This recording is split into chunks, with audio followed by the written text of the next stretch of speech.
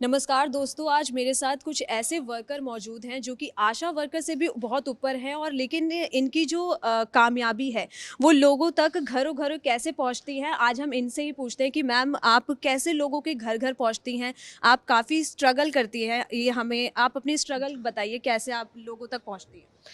पहले तो वहाँ पे ट्रांसपोर्टेशन का इतना ज़्यादा वो नहीं है। ट्रांसफ़र में हमें खुद ही पैदल चल के यानी कि डोर टू डोर, जैसे कि डोर टू डोर आभा कार्ड है, पीएमजेवाई योजना है, वो हम घर-घर तक पैदल चल के ही हम लोगों के साथ कोऑर्डिनेशन करके ही हम ये पीएमजेवाई कार्ड योजना है हम बनाते हैं। दूसरी बात ये है वहाँ पे बटालियंस भी है, तो बटालियंस में भी जाने के लिए हमें बहुत ज़्यादा दिक्कत होती है। तो हमें मेरी दरख्वास्त है गवर्नमेंट से कि ये हमारी प्रॉब्लम्स को समझे, यानी कि या फिर कोई हमें ऐसी पहचान दे कि बार-बार हमें बटालियन में जाने के लिए जो बॉर्डर इलाका में हमें सबसे ज़्यादा काम करना पड़ता है, तो कोई ऐसे पहचान दे कि जिसकी वजह से हमें ये प्रॉब्लम्स ना हो।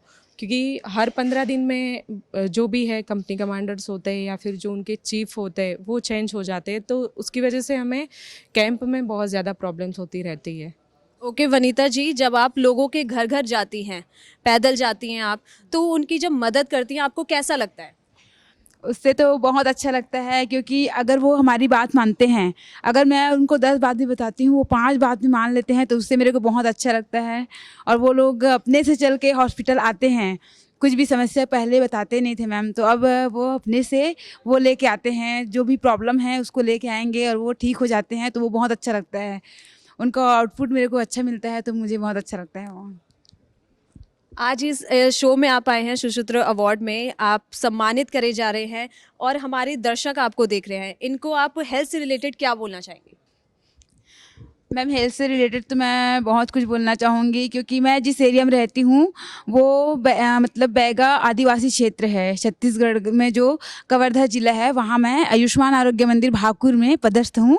जितना भी एरिया मैं कवर करती हूँ वो सारा बैगा आदिवासी क्षेत्र में मैं काम करती हूँ। तो वहाँ पर अवेयर की बहुत कमी है मैम। तो मैं वहाँ पर जितना हो सके मैं हेल्थ एजुकेशन देने की कोशिश करती हूँ, उनको समझाने की कोशिश करती हूँ, क्योंकि उनको जब तक हम नहीं बताएंगे तब तक वो कुछ चीज़ को जानेंगे कैसे।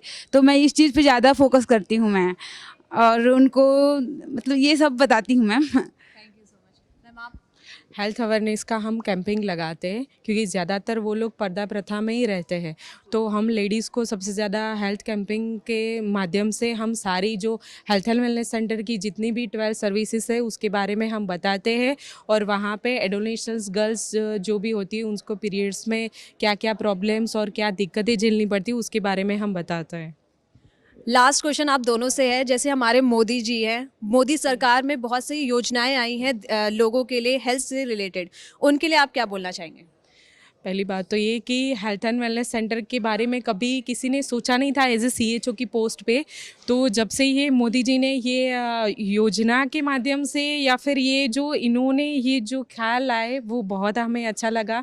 कि हमने कभी नहीं सोचा था कि यानी कि मेडिकल की स्टडी ख़त्म हो जाने के बाद हम एक एज ए सीएचओ यानी कि डॉक्टर्स का पार्ट्स ही माना जाता है, हम ऐसे प्रिस्क्रिप्शन ग्राइब नहीं कर सकते, बस यही हमारा काम है। हम ग्राइड नहीं कर सकते, किसी को भी लिख नहीं सकते, बट मेडिसिन से टेल सर्विसेज से एएनएम पीएनसी एनसीडी जो भी हम सारी सर्विसेज देते, तो हमें एक प्राउड फील होता है कि हम एज एक मिनी डॉक्टर है। तो ये बहुत अच्छा किया है हमारे लिए। तो हमें मोदी जी का और यहाँ सारे स्टाफ का मैं धन्यवाद कहना चाहती हूँ। यस मैम, मैं भी यही कहना चाहूँगी मैम कि जैसे मोदी जी ने बहुत सारी योजनाएं निकाली है। अभी पीवीटीजी कैंप हम लोग दिए, विकसित भारत है और उज्ज्वला योजना, बहुत सारी योजनाएं हैं जिससे बहुत सारे मतलब जनता को भी लाभ हो रही है। और हमारे स्वास्थ्य के लिए तो स्वास्थ्य विभाग के लिए तो बहुत कुछ किए हैं सर। तो बस इतने ही। Thank you so much ma'am, thank you so much ma'am.